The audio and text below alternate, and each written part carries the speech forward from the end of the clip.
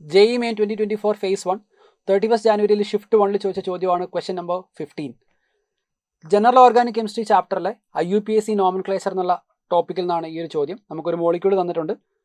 Statement 1 പറയുന്നത് ആ മോളിക്യൂളിൻ്റെ പേര് 7 ഹൈഡ്രോക്സി ഹെപ്റ്റൻ 2 ഓൺ എന്നാണ്.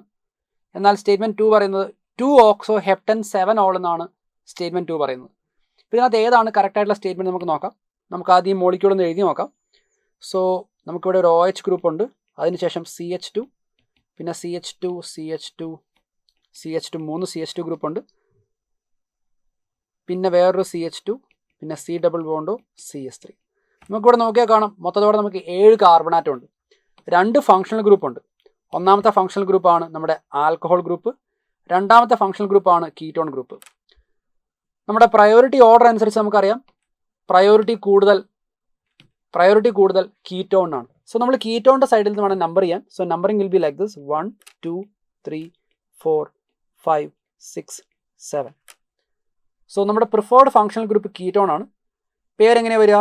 7th പൊസിഷനിൽ ഹൈഡ്രോക്സിൽ ഗ്രൂപ്പ് ഉണ്ട്, അതിനെ നമ്മൾ ഇനി സബ്സ്റ്റിറ്റ്യൂൻ്റ് ഗ്രൂപ്പായിട്ടാണ് കൺസിഡർ ചെയ്യുക. പ്രിഫേർഡ് ഫങ്ഷണൽ ഗ്രൂപ്പ് കീറ്റോൺ ആണ്. സോ പേരെങ്ങനെയാണ് വരിക? 7th പൊസിഷനിൽ hydroxyl group. So 7 hydroxy heptan 2 one എന്നുള്ളതായിരിക്കും കറക്റ്റ് ആയിട്ടുള്ള ആൻസർ. എന്തായാലും ഈ മോളിക്യൂളിനെ ഒരു ആൽക്കഹോൾ ആയിട്ടാണ് സ്റ്റേറ്റ്മെൻറ്റ് 2 പറഞ്ഞേക്കുന്നത്, അതെന്തായാലും തെറ്റാണ്. So statement 1 is correct, 2 is wrong. So correct ആയിട്ടുള്ള ആൻസർ ഏതായിരിക്കും? കറക്റ്റ് ആയിട്ടുള്ള ആൻസർ ഓപ്ഷൻ 1 ആയിരിക്കും. Statement 1 is correct, but statement 2 is incorrect.